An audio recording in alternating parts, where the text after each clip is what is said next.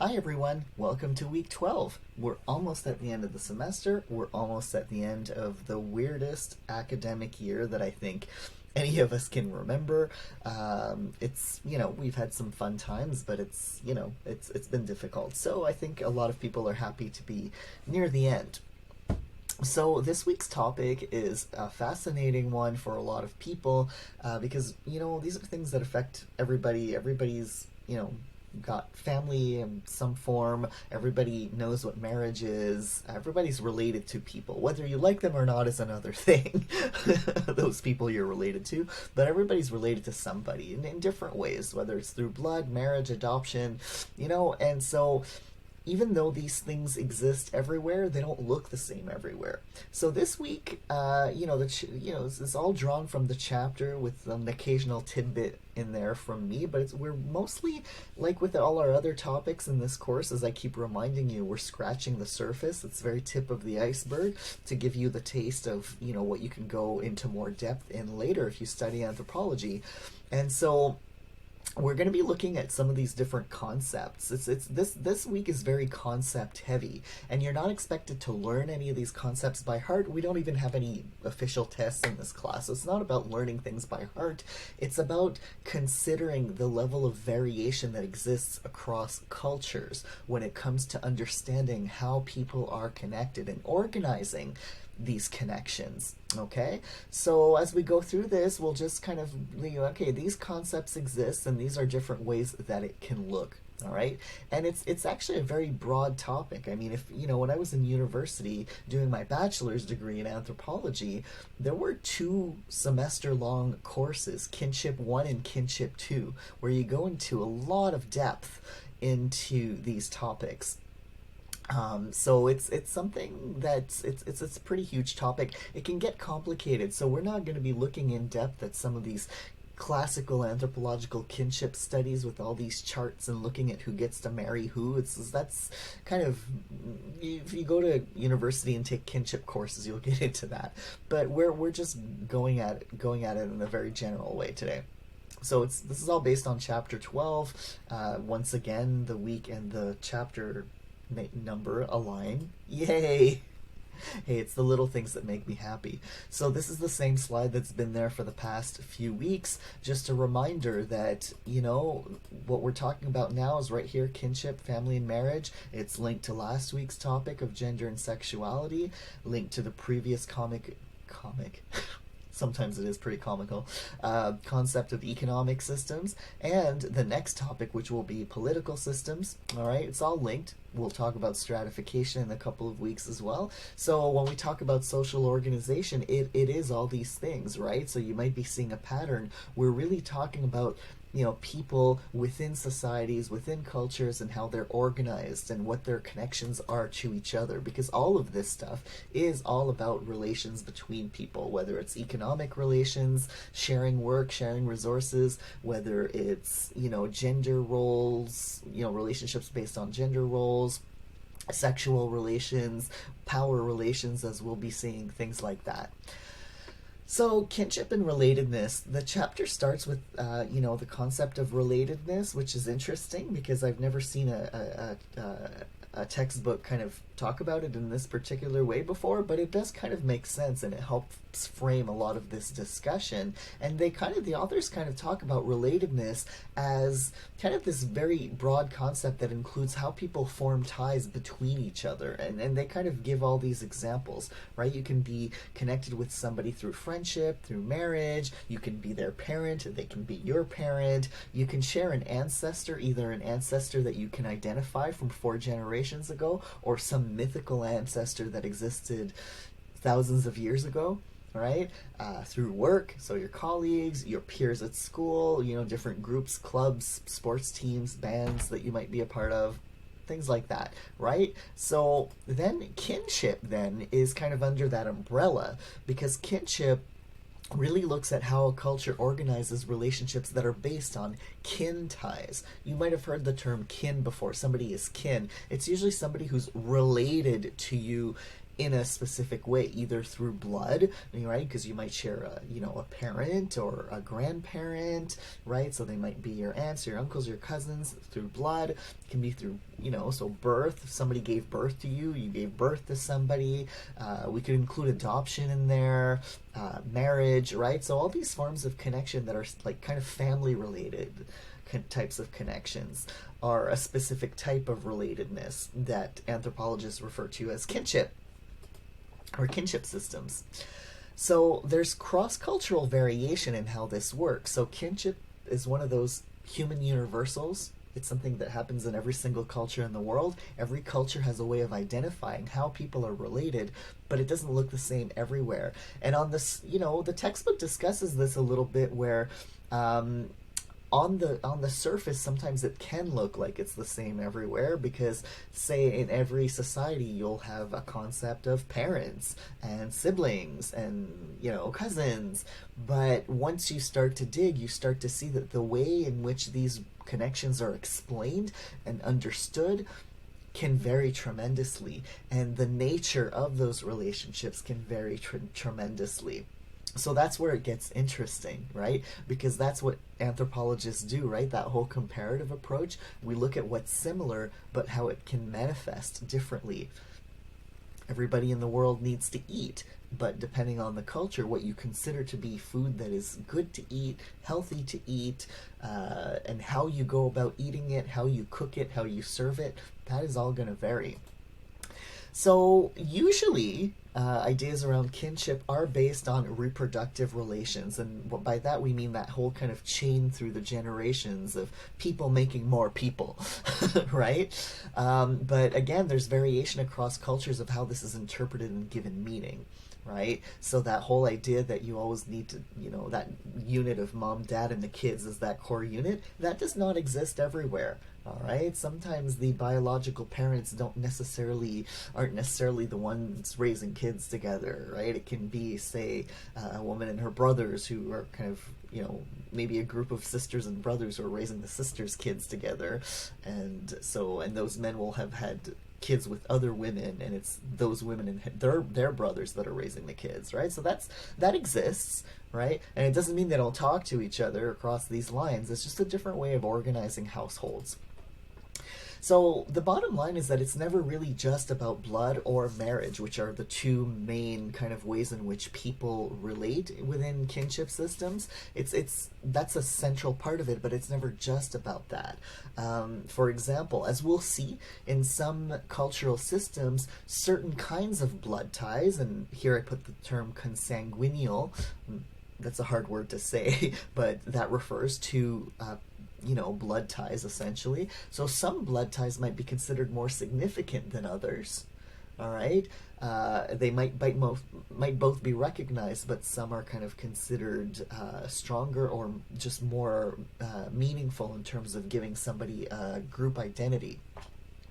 Some non-blood ties, and other than marriage, or which are sometimes referred to as a final relationships, may take on the same meaning and mutual responsibilities as blood relations. Okay, so you have cultures where all women of a certain age will be considered to be your aunts or your aunties because they have a role to play in just helping to raise you and model what it means to be a nice person in that society or give you advice. And that happens informally just about everywhere, like even in the West, right? Sometimes you might have grown up with, knowing your parents' best friends, and to you they're like, you might refer to them as aunt something or uncle something, and you might have people in your life who you're not related to, but that you consider to be siblings almost.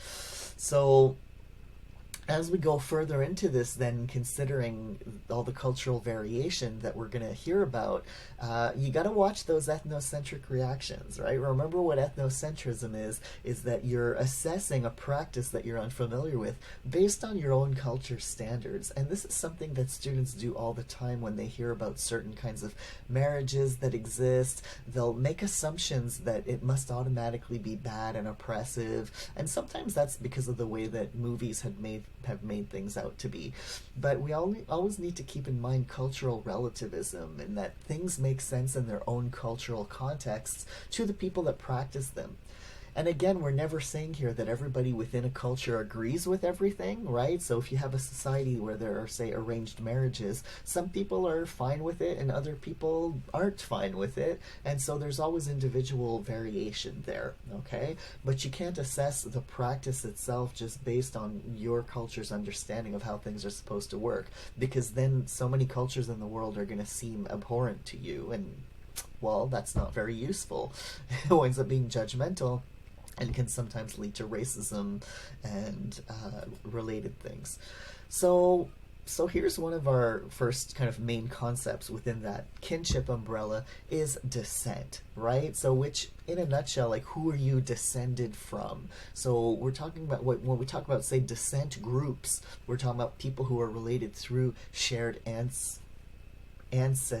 I will fix that typo after this. I know that's almost a weekly thing with me, right? I catch my typos as I'm doing this. It happens in class too. I'm like, yeah, whatever. That's what proofreading is for, and I see this as my proofreading exercise. So there.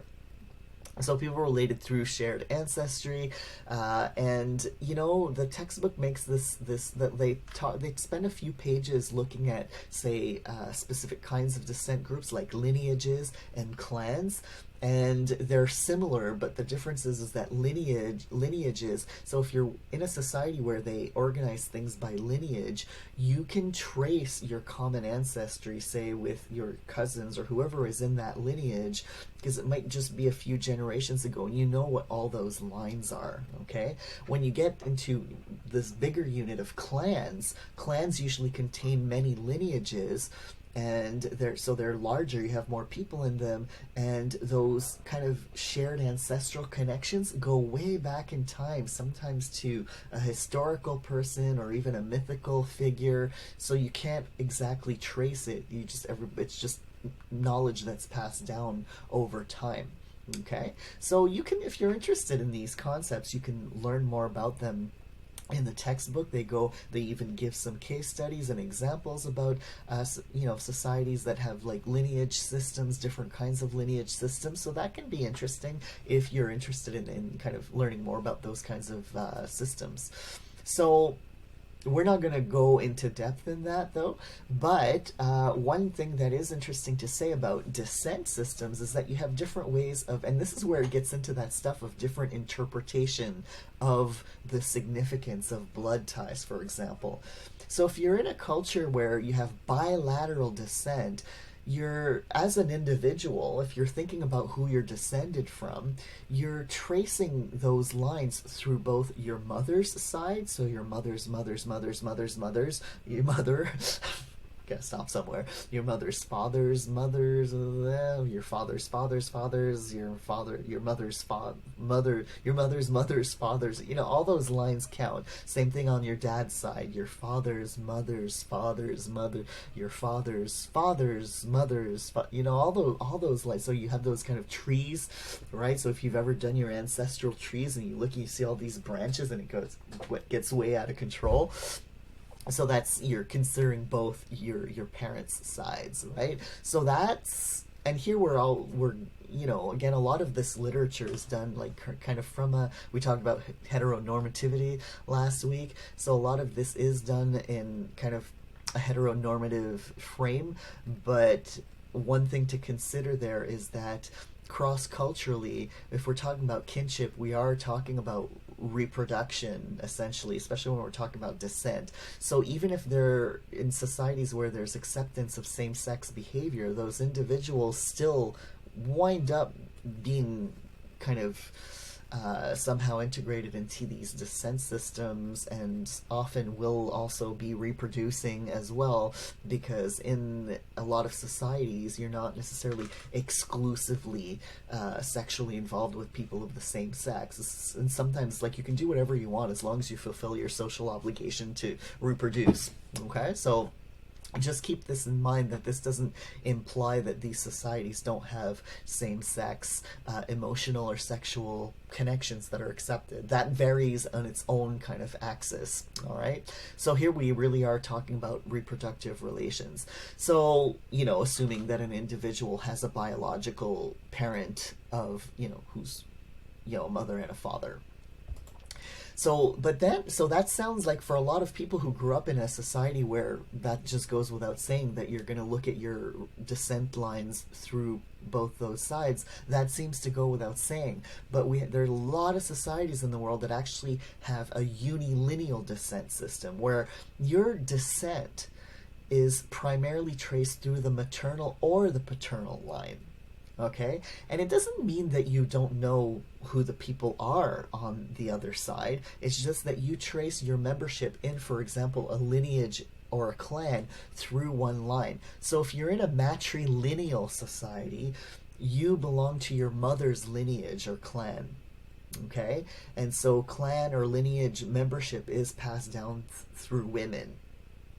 So a woman will who has kids will transmit her lineage identity to her kids, and her daughters will pass it on to their kids. But if her sons have kids, those kids will be in their mother's lineage. All right? Patrilineal, same thing in reverse. Those of you who grew up in a Western society and whose families do that thing where a kid is born and automatically they're given their father's last name, that's a patrilineal naming system, just to give you an example, right? So a lot of Western societies have practiced this patrilineal way of naming people. So it's just that you have societies where it's not just naming, it's really, say, inheritance of property, just even lineage membership. And when we talked about those places where they have lineages and these unilineal descent systems, often these lineages really take on important roles in society because it's a big part of a person's identity. It'll dictate, well, who you have to marry, for example. As we'll see in a couple slides, you might have to marry outside your lineage or outside your clan, and maybe different lineages have different alliances with each other for trade or political reasons. They kind of act as, corporate members of their society in a way. So in those societies, these kind of ways of tracing descent become very significant, because that very identity, one of these basic aspects of your identity, which is your lineage, which is your kin group, and your primary kind of social group to set you off in life, that's who's that is traced to is going to be significant. And again, if you're, say, in a matrilineal society, it doesn't mean that you don't recognize your father's kin. They're going to have important roles too, that depending on the society. They might have an economic relation where people from that group are expected to engage in some kind of exchange with people in your lineage, and often over time there's a lot of intermarriage between different lineages, so those connections between lineages or clans remain strong. So that's, again, something you can learn more about. They have case studies of both patrilineal and matrilineal systems, so if you're curious, you can go read up on that.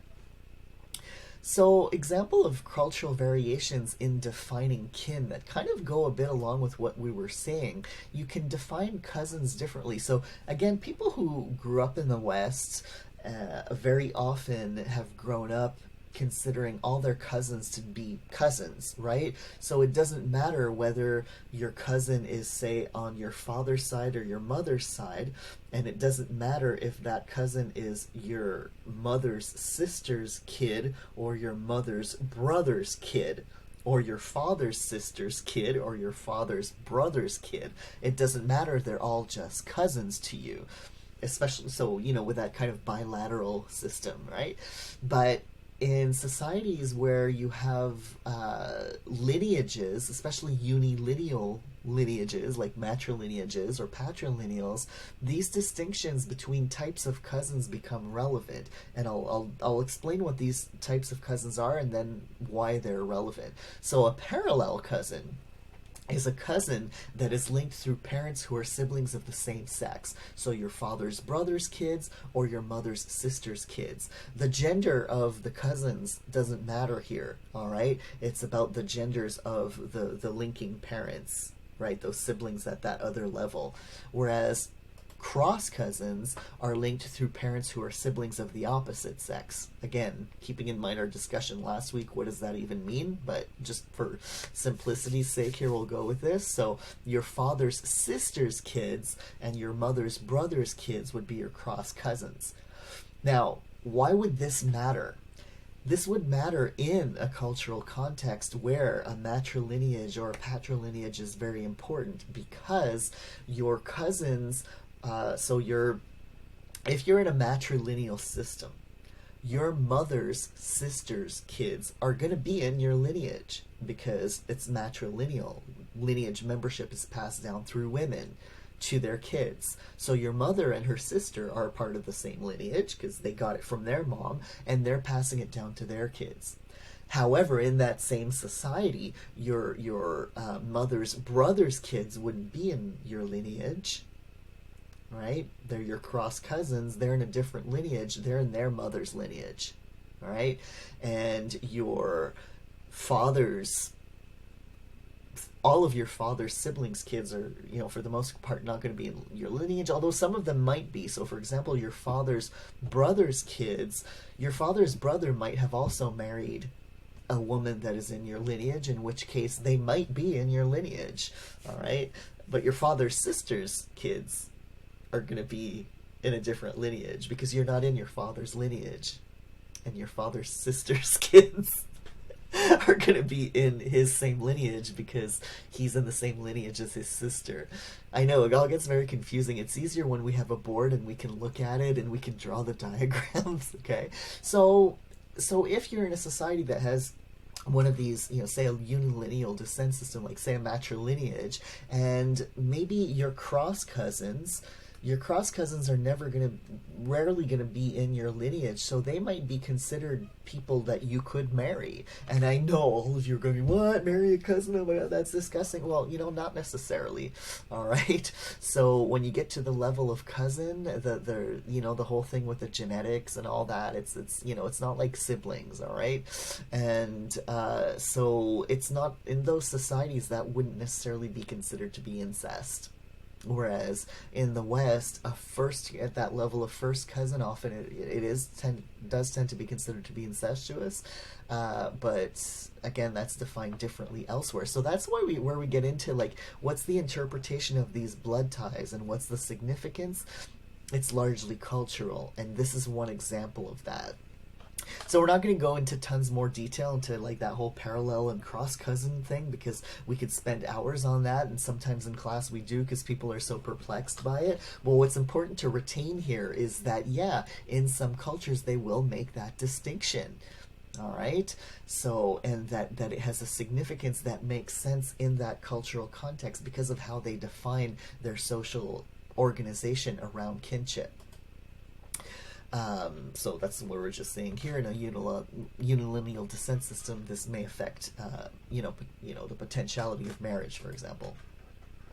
Adoption. So again, in the West, up until recently, maybe not so much now, but like, say in Quebec in the 40s, 50s, adoption was still something pretty taboo. For example, my father was adopted, and it doesn't even show on the birth records because young women who would get pregnant out of wedlock, like, that would be a big shameful thing because Catholicism was so strong here in those days, and the family would send them to a convent to have their baby, and then they would have to sign papers, and there would be no documented link. So they would pretend that the people who had adopted these kids would have had them biologically, which didn't keep these towns from actually knowing the truth, and people who were adopted were very stigmatized. So one of the reasons I don't like the word bastard is that it was actually considered a very degrading insult for people who had been adopted.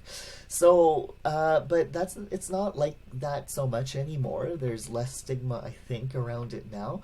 And also, a lot of cultures in the world, adoption just hasn't been a big deal. It's just something that people do sometimes. So the practices around that vary, again, like everything else, varies across cultures.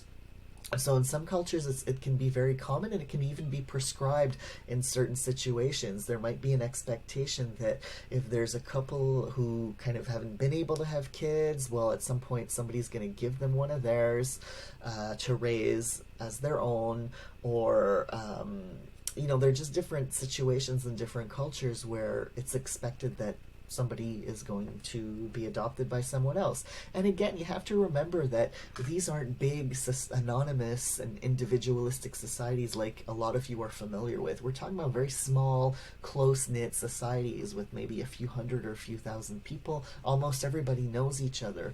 And sometimes in these cases, the people do maintain a connection with their biological parents. And that's not taboo, and it's not seen as a competition, because it's something that's socially and culturally recognized as, it's just these are the people who, created you, and then these other people are raising you, and you're getting the love and nurturance that you need, and that's considered okay. It's not given the same kind of meaning that in the West, where if you were adopted, chances are you don't know who your bio parents are until later. It's only been a few years where you've actually been able to legally seek out this information later on in life, and so people often would feel kind of lost, like they've been abandoned or given up or something bad, right? It has negative associations for a lot of people. But again, that's not the same in every culture. So we can't assume that it's the same in every culture. So yeah, it's not always a secretive thing. So, as I just mentioned, sometimes there are links with birth parents. And in the textbook, in this section on adoption, there's a few paragraphs about Inuit people way up north and their adoption practices. And it's actually quite interesting, and it has a lot to do with naming, actually. So you see an example there of a set of cultural ideas around family and how adoption fits into that in a way that's very, very different from what you might be used to if you grew up in the West. Now, marriage. That's the big kind of exciting topic for a lot of people sometimes in this course. Marriage, 10 years ago, 20 years ago, if you would pick up an anthro textbook, the definition was always something about a social, an economic, and sexual relationship between a man and a woman. Okay, so now in the past, say, decade or so, anthropologists have, upped their game and are kind of talking about people and not having those heteronormative assumptions. And they're also, of course, because anthropologists have known for a long time that not all marriage customs in the world necessarily focus on monogamy. So it's two or more people. Okay? And I know some of you are going to have ethnocentric reactions to this. It happens all the time. If we're in class, I would see the eye rolls or the pearl clutching, and some of you are probably doing it as you're watching it. It's okay. It doesn't make you a bad person, but hopefully anthropology will help you see that your reaction is a bit ethnocentric, which we're all ethnocentric, so that the idea is to try to catch ourselves being ethnocentric and practice cultural relativism. So, it is a socially recognized union between two or more people. So it's not always just two. We'll see more detail about that. And it's not always heterosexual in nature.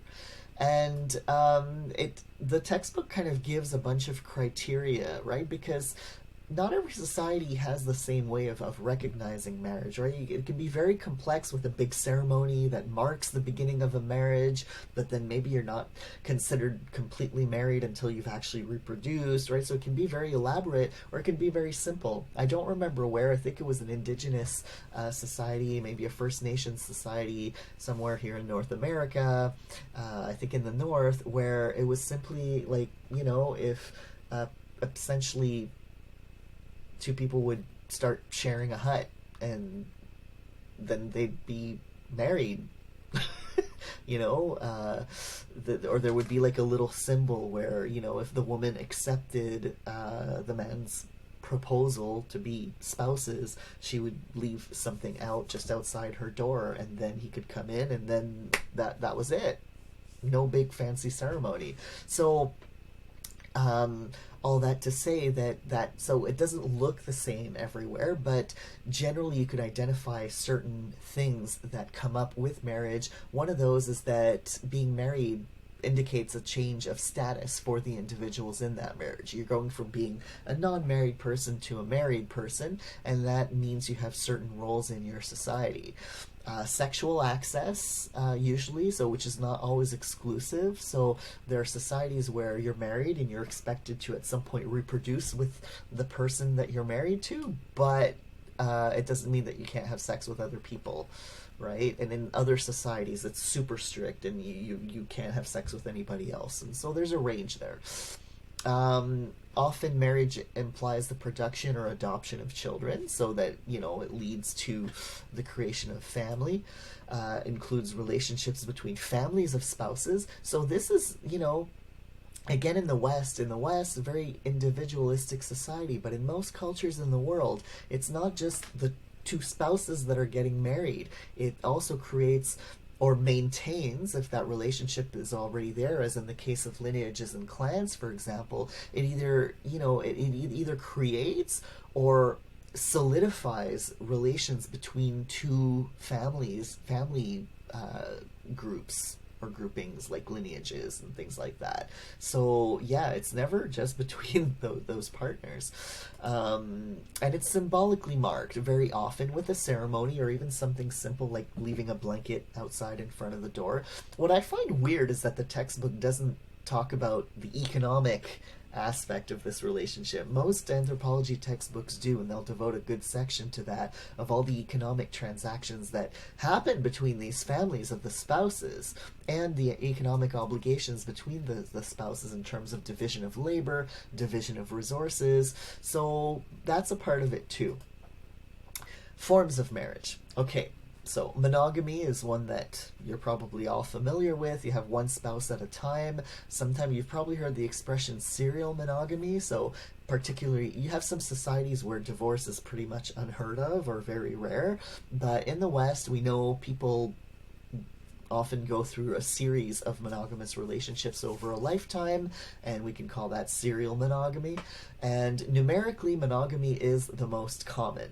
Okay, so even in societies where they practice other forms than monogamy, often just for practical reasons, monogamy is still more common, just because not everybody has access to, say, a polygamous marriage.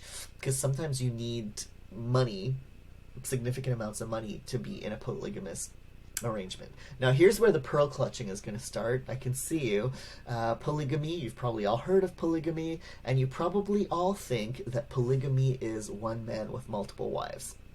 Guess what? That is only one form of polygamy. Polygamy means simply a marriage with multiple spouses in it. So one person has multiple spouses. All right? And so polygyny, okay, see the GYN, so we think gynecologist, GYN, all right, that's where there are multiple wives involved. And cross-culturally, this is the most common at the ideal level. So you have a lot of cultures in the world where this is seen as the ideal form of marriage. But again, numerically, monogamy winds up being more common even in those situations, because for a man, for example, to marry multiple wives, usually he has obligations towards these women, right? So polygyny is not always oppressive to women. It can be, but so can monogamy. What my argument always is, if you have a society that is patriarchal, it doesn't matter if the marriages are monogamous or polygynous. For example, those marriages will be patriarchal and likely oppressive to women. Okay? So you can have that with monogamy too. With polygyny, often the wives actually, they might not always get along. It's like any other relationship, right? There's might be jealousy, but, the man has obligation towards all his wives. Financial, sexual, so there can be jealousy sometimes if he's having more sex with a newer wife because, she's shiny and new, but sometimes there are hierarchies between the wives, so maybe a senior wife kind of has privileges. Sometimes they get along and cooperate, and often you'll find polygynous marriages and families in societies where the women do a lot of the agricultural work. And they can actually help each other out because they can do a lot of that hard labor together, or they can take turns, watching all the kids while some of the others work, and so they can really help each other out, and some women actually see that as a good thing. So it's not necessarily what you think it is. Some people hear polygyny or what they think is polygamy and often associated with people in Utah and like the man's the big boss of everything. And yeah, that can happen in some societies in the world, but it's not across the board. So there's also polyandry, which is a case where there are multiple husbands. Now that's more rare. It's not as common as polygyny, okay? But it does exist in the world. One classic case is some Tibetan societies where they have fraternal polyandry. So a woman marries multiple men who are brothers with each other. And here, oh my God, I can hear you screaming and clutching your pearls and going, ah! All right, students always have a big reaction to this, and it's easy to have an ethnocentric reaction here, right? Because your own ideas around sexuality and morality are going to cloud your vision of this. But really, in societies where this has worked, and again, it hasn't been accessible to everybody in those societies. You still have a lot of people being in monogamous arrangements, but this is because families would have very small plots of land, and this was usually in mountainous areas, and to avoid splitting up the inheritance among multiple boys in a family, if they all married the same woman, then that property wouldn't get split up and it would just stay intact through the generations. Okay?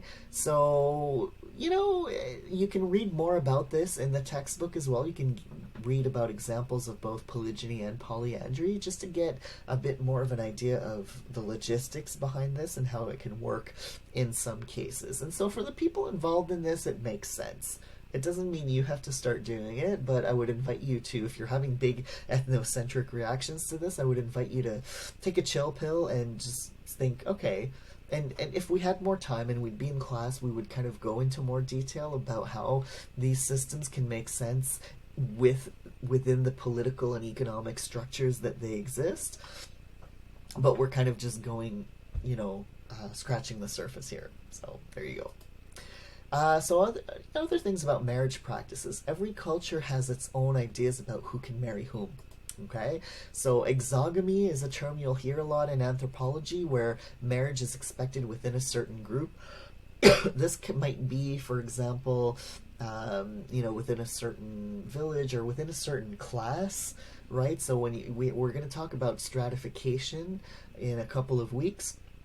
And that's where you have, some higher classes, middle classes, lower classes, and very often in societies that are very heavily stratified like that, there's sometimes an expectation or even a demand or requirement that you marry somebody in your class. In North American society, it's not a rule, but it does tend to happen, because if you are raised by doctors and lawyers, chances are they have the money to send you to a private school, and most of the people that you meet there are also going to be the children of wealthier people, and so those are the people you get used to socializing with. Whereas if your parents are barmaids and factory workers, they probably can't afford to send you to a private school. You're going to go to regular inner city schools, and you're going to socialize with people who are more similar in terms of status to you. So it doesn't mean that you'll never meet somebody who's outside of your class and that you won't form a relationship and get married, but the chances are lower, and often sometimes family pressure is there too. So there might be family pressure to marry somebody within your class, within your religion, any other group that you can think of. So that sometimes exists. Sometimes it's formal, sometimes it's informal. Endogamy is marriage outside a certain group. So the most basic form of that is, for example, the incest taboo, where in pretty much every society in the world it's forbidden to marry a sibling or a parent. There have been some exceptions historically in royal families. You've probably heard of that. Siblings marrying each other to preserve the bloodline kind of thing, but that's very rare, and they were exceptions because they were royalty. So your common people in those societies weren't doing that. So that's the most basic form of, I mix these up. Exogamy is marriage outside the group, and endogamy is marriage within a group. I will fix this. Exo makes sense, right? Marrying outside. So, an example of exogamy, then, sorry about that, folks, I don't think I had enough coffee today. So an example of exogamy, which is marriage outside a certain group, is, you know, that incest taboo, but also lineages, right? So in those societies where you have those matrilineages and patrilineages, like we talked about before, very often you're expected to marry outside that lineage, say. Same-sex marriage. We talked a bit about heteronormativity and how that limits our view of things. So same-sex marriage, a lot of you probably have heard that in the last 20 years it's become legal in quite a few Western countries, including Canada in 2006. But you know, there's documentation anthropologically, ethnographically, of same-sex marriages existing in many cultures throughout time. So it's not new. The West likes to say that they are the most progressive and the ones who invented it, but it's ironic because a lot of societies that are very homophobic today weren't until they got colonized by Westerners in the 1600s and 1500s. So, for example, indigenous people here in North America, in a lot of these societies, there was a lot of gender fluidity and sexual fluidity. It just wasn't a big deal. And with colonization and residential schools and forced assimilation, many of these peoples actually became homophobic. So it's kind of ironic now that the West sometimes pats itself on the back as being like, you know, pro-rights when it comes to same-sex sexuality and gender diversity, but it's just a few centuries ago that they were the ones enforcing homophobia. So, but yeah, cross-culturally, before colonization, you had a lot of societies where it just wasn't a big deal. Cousin marriage, so again, pearl clutching, I know, but in some societies, certain kinds of cousins can sometimes be seen as the ideal marriage mate. You know, and also the nature of relationships. So here, again, if you want to read a bit more about a cultural worldview that is very unfamiliar to you, you can read, like, starting on page 288, under the heading, The Flexibility of Marriage, there's about a page and a half where they talk about the Jikwansi, and we've talked about them before, right? And they have a whole system where how they define relations within a kinship group is that there are certain kinds of relations where they have a joking relationship, right, and others where they have to avoid each other, and it's very complex, and so that actually limits who you can marry, because certain kinds of people who are named certain ways are off limits to you. And again, it sounds ridiculous if you're from outside that culture, but you have to remember that given the rest of their social structure, if you learned more about it, it would make sense.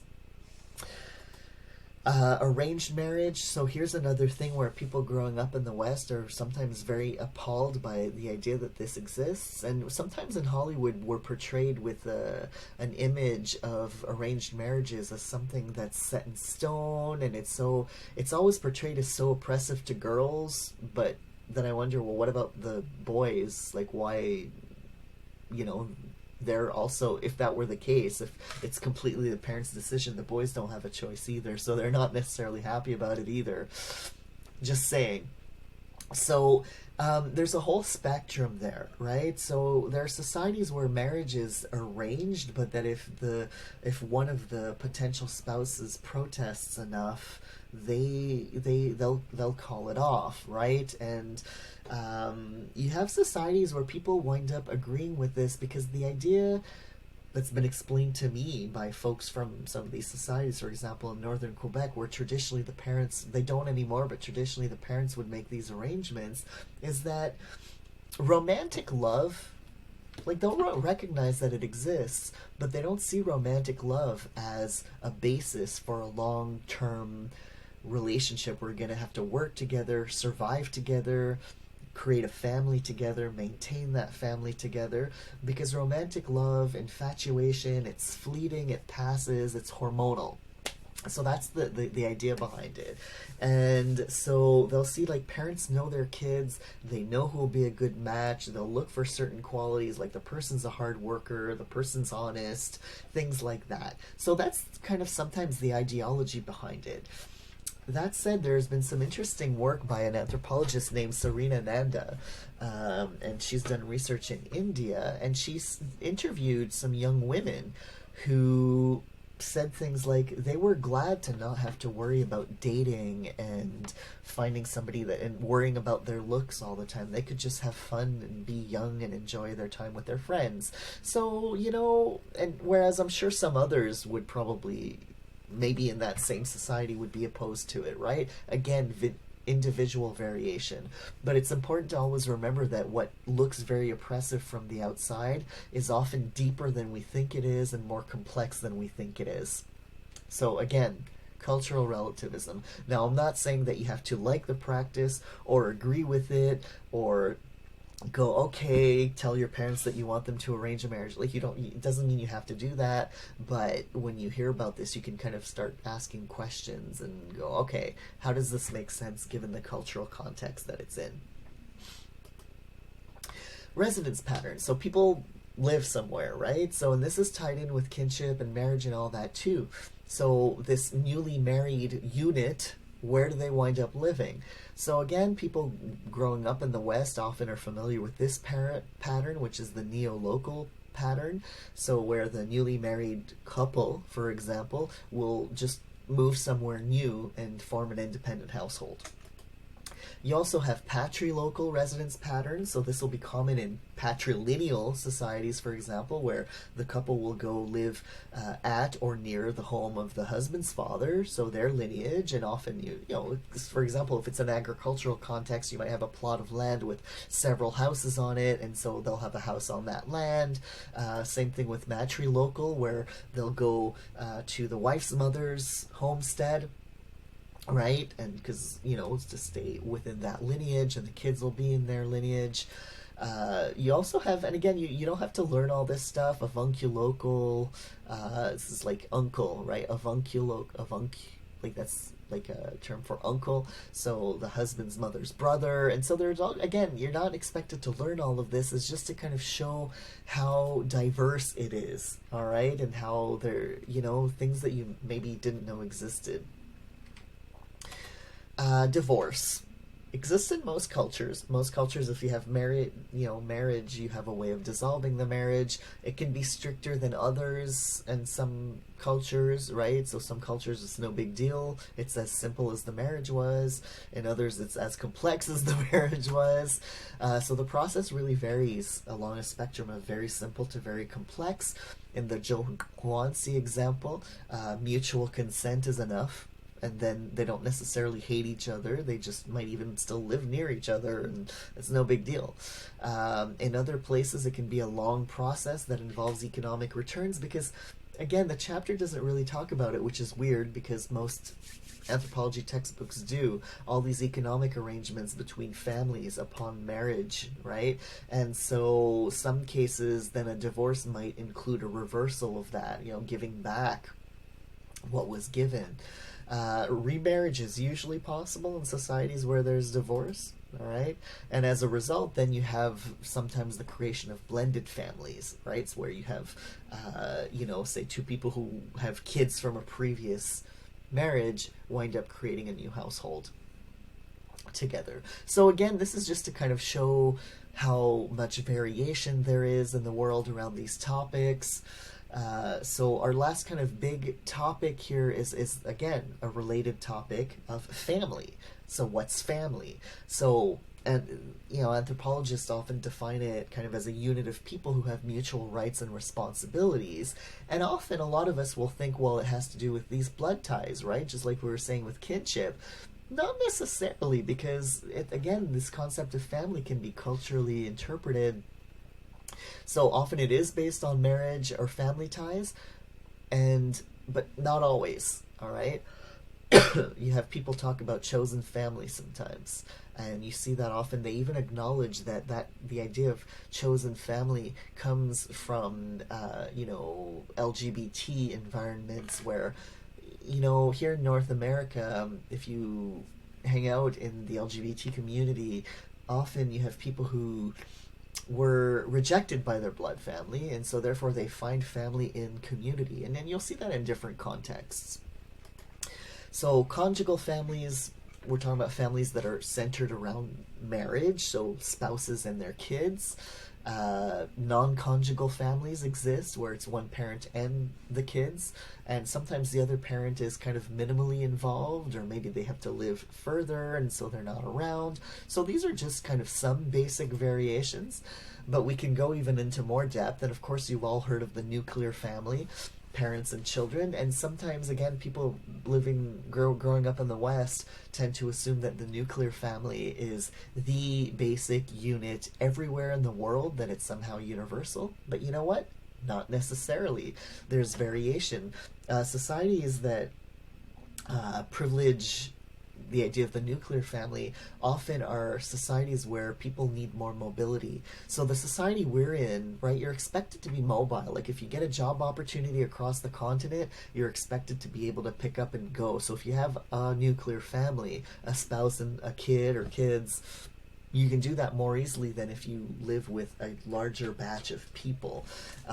Small kind of nomadic cultures have traditionally been centered around nuclear families. They would be close in proximity to others, like they would circulate through their territories with other nuclear families, but it was still often the basis of that, because the fewer people you have, the easier it is to move around and find food for everybody. We talked about polygynous marriages. Well, polygynous families result from that, where you have, husband with multiple wives and all their kids, not necessarily all in the same house, but sometimes on the same plot of land. You have extended families too, which are very common in the world, especially in small agricultural communities, because you have a lot of work to do on those. We've talked about this before. Farming is a lot more work actually than hunting and gathering and fishing, so you need a lot of people for it. So extended families make sense in those kind of settled agricultural contexts. So it can be extended in a vertical way. So you have that nuclear family, but you might also have grandparents living there. If it's extended in a horizontal way, sometimes you'll have homesteads of, say, several brothers and their wives and kids, or several sisters and their wives and kids, or maybe a mix depending on the kind of culture you're in. So again, all these kinds of family forms make sense in their own cultural context. That's the bottom line of this whole set of slides here, the whole semester, really. Now, the textbook has a nice section in it about friendship, because we keep reiterating how sometimes ideas around relatedness, ideas around family is not just about blood, right? And so friendship, which is, they kind of explain it as an unofficial, so therefore not automatic, right? Because if you're born into a family and you have these, say, blood ties or marriage ties and adoption ties, those are official connections. They're socially recognized, and you kind of grow up into them, and you don't really have control over them existing. Whether you like them or not, those relationships exist. Those connections exist. And they're kind of personal constructed bonds. So they're kind of usually made by choice. So people like each other, they want to spend time together, they become friends. But the process of this is culturally defined, right? So some cultures have more, kind of like in the West, there's a whole process almost, right? Especially for kids and how they become friends, and then the way the word friend is used now, for example, especially with social media, where you can be friends with somebody, but it may be somebody that you never even met.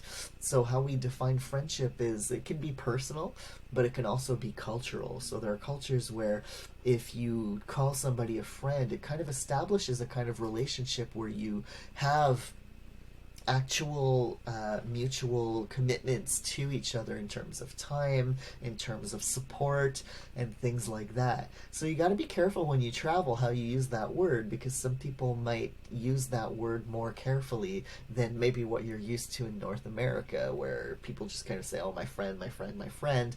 It's not the case in every culture. It can be more meaningful in some contexts, but sometimes it can overlap with kinship. So for example, you have cousins, right? And you have all these cousins, and maybe some of them you can't stand, but maybe some of them you genuinely like. And you're like, even if they weren't related to you, this is a person you'd hang out with, that you'd like to spend time with, so that you also have a friendship with them, right?